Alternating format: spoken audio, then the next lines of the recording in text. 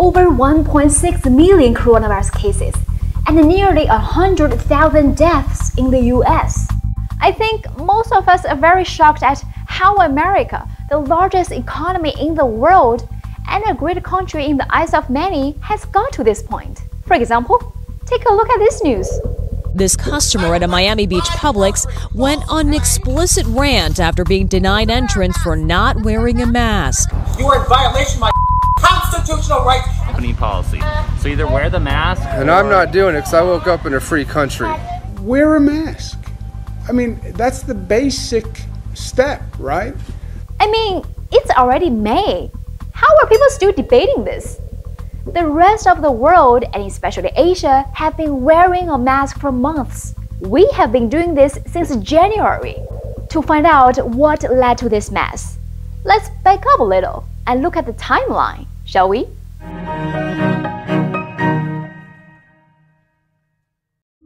On January the 20th, America confirmed its first case, and it has been 120 days till now. During this time, countries that were hit hard like China, South Korea, Spain, and Italy are either recovering or seeing a sharp drop of the curve. But the numbers are still rising in the US. Typically that will go away in April.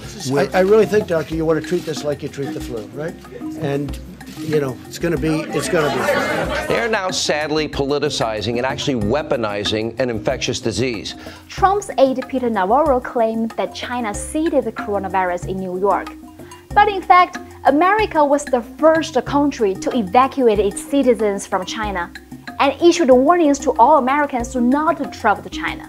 On January the 26th, when confirmed cases in China were 2,744, America decided to evacuate all diplomats in Wuhan. On January the 31st, the US strengthened border controls by requiring all American citizens who returned from China to be quarantined for 14 days. And by that time, America still confirmed only one case. In February, when other countries were fighting the virus, and the UN and WHO were urging all countries to take responsibility to contain it. Our window of opportunity is narrowing. I would put it that way, narrowing. And that's why we called the international community to act. And the Trump administration is still saying the risk to the American people remains very low.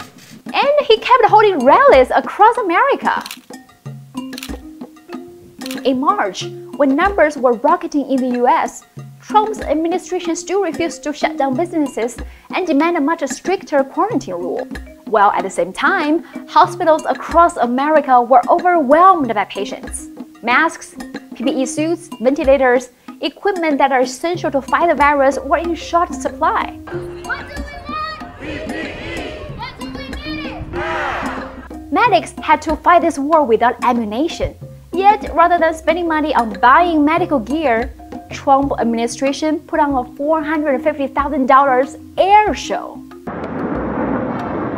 It costs $450,000 per flight over a city. You want to help healthcare workers? These are the goddamn N95 masks that we have to deal with. These are painters' masks. Get us equipment, get us PPEs, get us N95 masks that worth anything. Many people in the US don't have health insurance, and as millions of Americans are losing their jobs, those people are losing their health insurance through their employers. That led to many people refuse to go to hospitals to get a test or treatment because they worry about the bill. Trump keeps saying the number one priority from our standpoint is the health and safety of the American people. Yet what actually drove his administration to respond to this pandemic is politics. From downplaying the outbreak, claiming it was hyped by the Democrats to take him down, and ignoring WHO's warnings, to suddenly launching a huge propaganda game to blame China for not doing enough. When Wuhan was on lockdown in January, some argued it cost people their liberty. And later, when things got out of control in the US, they said Wuhan was not locked down early enough. What can I say? Hypocrisy? But take a look at the US now. Even with the highest numbers of cases and deaths in the world, many cities and states are still not implementing or even considering a strict lockdown. places that are far from recovering are reopening businesses. A recent study shows if the US had begun imposing social distancing measures 1 week earlier than it did in March, at least 36,000 fewer people would have died in the outbreak. So, whose hands are those American lives really on?